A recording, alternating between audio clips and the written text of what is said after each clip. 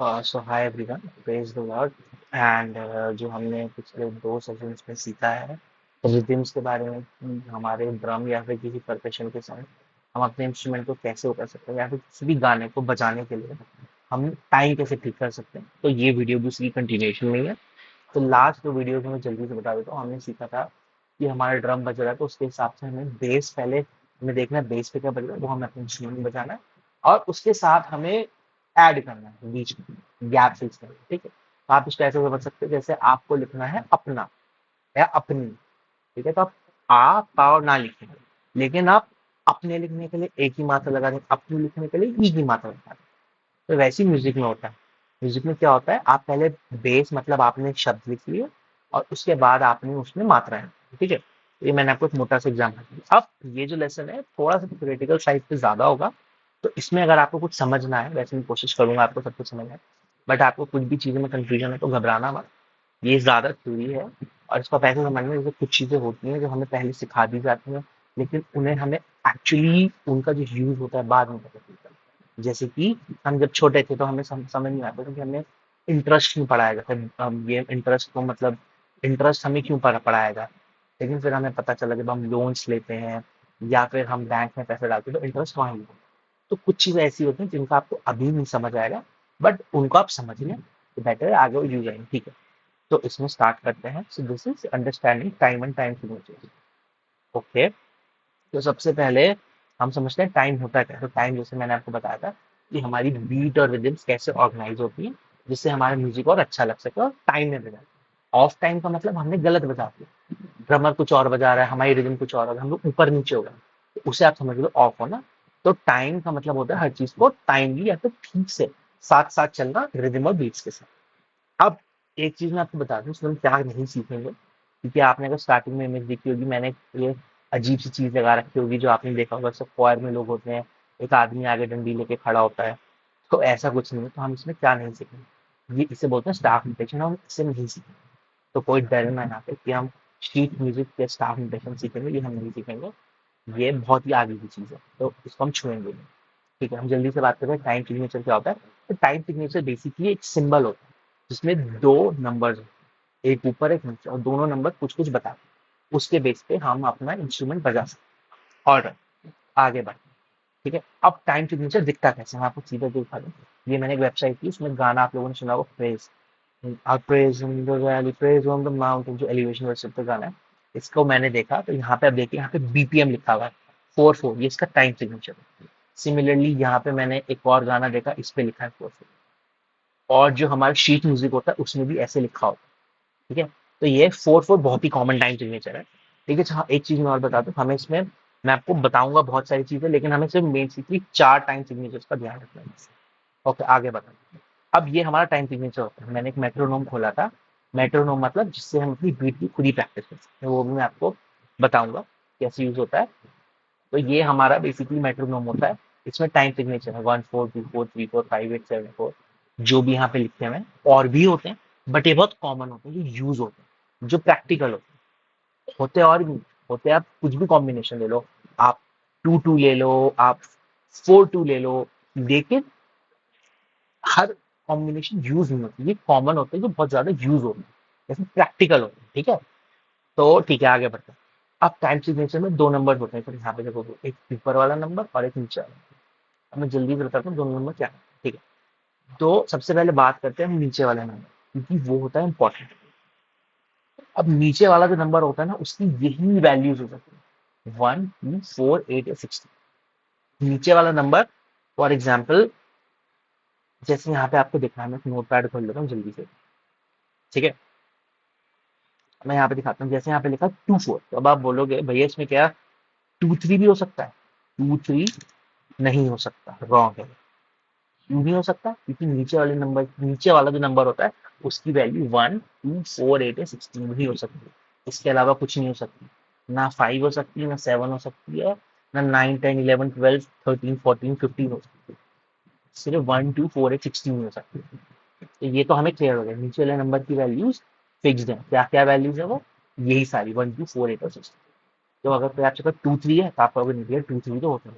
कोई आपसे कहेगा 6 4 लिखा था, कहेगा भैया तुम हमें 6 7 बजा के दिखा सकते हो? आप कहोगे भैया ऐसा तो मुझे टीचर की पढ़ाई करो 6 7 ठीक है, यहाँ तक हमें क्लियर हो गया। अब नीचे वाला नंबर होता है तो जल्दी से समझ। नीचे वाला नंबर जो होता है, ऊपर वाला नंबर बहुत इजी होता है। आपने नीचे वाला नंबर समझ लिया ना, इस टाइम सिग्नेचर में तो सब कुछ बड़ा इजी होता है। नीचे वाला नंबर जो होता है ना, अलग अलग टाइप के म्यूजिकल नोट्स को रिप्रेजेंट करता है। Whole note, half note, quarter note, eight note, 16 note. अब ये जो मैंने पिक्चर लगाई है, इसको आप देखिए, इसको देख के खुश हो जाइए। इसको आपको याद करने की जरूरत नहीं इन सिम्बल्स को, क्योंकि स्टाफ नहीं है। ये मैंने सिर्फ गुड टू नो चीज है, अच्छी जानने वाली चीज को मैंने इसलिए लगा दी। इसको आप इग्नोर भी कर सकते हो, ठीक है, उसकी कोई दिक्कत नहीं। अब यहाँ पे मेन चीज, whole note, half note, quarter note, eight note, 16, इनका मतलब क्या होता है? ये इनका नाम होता है। इनको म्यूजिकल टर्म्स में सेमी ब्रेव, मिनिम, क्रोचेट, क्वेवर और सेमी क्वेवर बोलते हैं। ठीक है, इसको भी आप इग्नोर कर सकते हो। हम शीट म्यूजिक को सीख नहीं रहे ना, कोई हमारे सामने डंडी लेके खड़ा होगा कि ऐसे वर्शिप कर लो, ठीक है, तो इसको भी हम इग्नोर कर सकते हैं। But good to have, good to know चीज है, आपको पता हो तो अच्छी बात है, ठीक है। अब सबसे पहले बात करते हैं होल नोट की।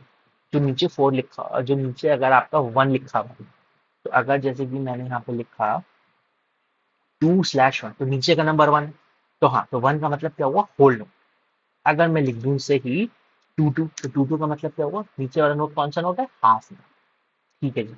अगर मैं लिख दूं 2 3, ये तो गलत है, क्योंकि थ्री तो यहाँ पे आएगी, तो बॉटम नंबर थ्री हो ही नहीं सकता, तो ये भी गलत है। अब मैं लिख दूं यहाँ पे 2 4, ये सही है? हाँ जी सही है, क्योंकि बॉटम नंबर फोर हो सकता है।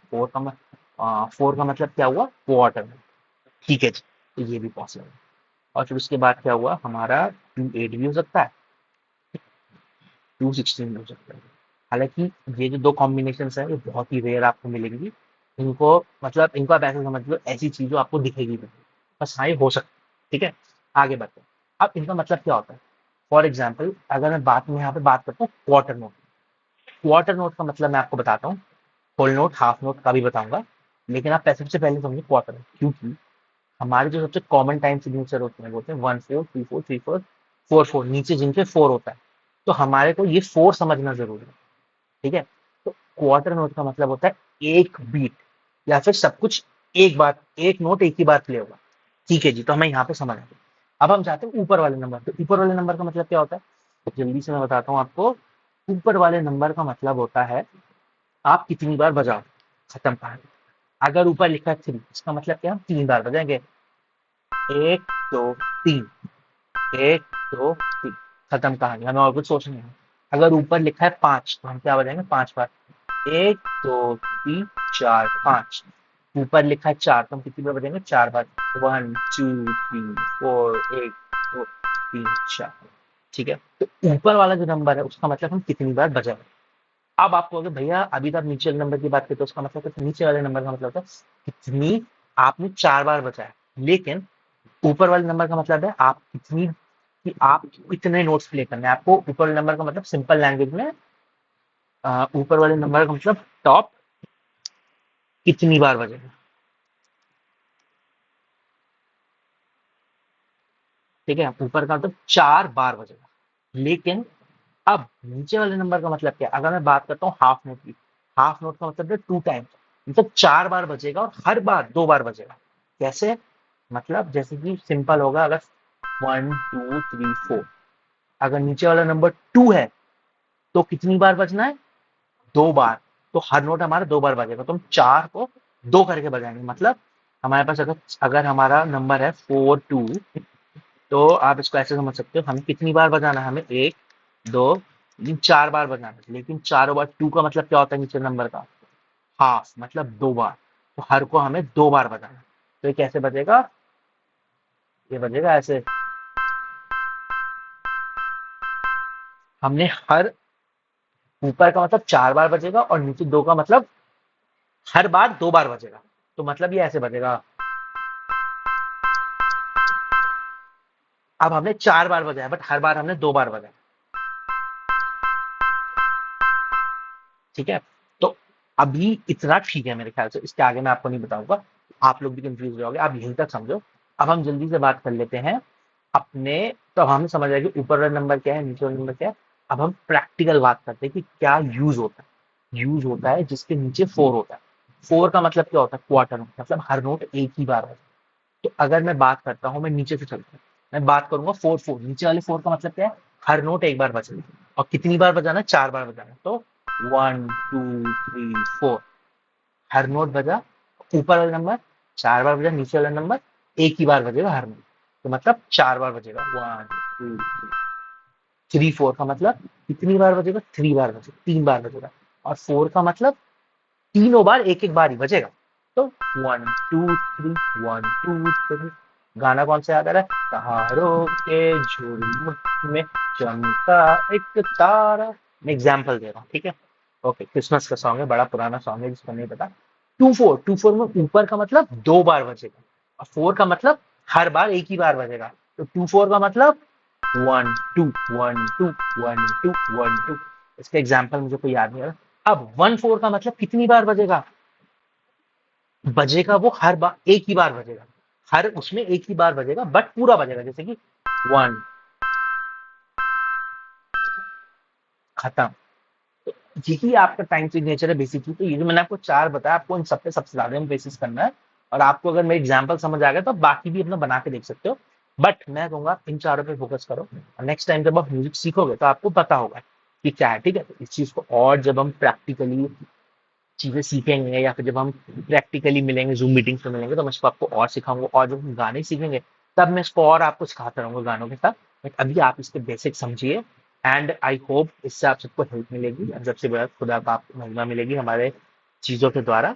तो खुदा आप सबको बरकत दे। और नेक्स्ट टाइम से, नेक्स्ट क्लास से हम लोग डायरेक्टली इंस्ट्रूमेंट्स के बेसिक्स पे जाएंगे। इंस्ट्रूमेंट के बेसिक्स से सीखने से पहले हम लोग सीखेंगे नोट्स क्या होते हैं, कॉर्ड्स क्या होते हैं, कितने टाइप के नोट्स होते हैं, कॉर्ड्स बनते कैसे हैं, ठीक है। तो बेसिकली आपको मैं नोट्स का, और जो एक आप समझ लीजिए जो म्यूजिक का एक बेसिक होता है वो बताऊंगा, जिससे आपको पता चलेगा कि हमें अब कॉर्ड्स कैसे बनाने हैं, नोट्स क्या होता है, और ये सब चीज, ठीक है। तो गॉड ब्लेस यू ऑल, खुदा आपको सब बरकत दे, एंड प्रेज द लॉर्ड।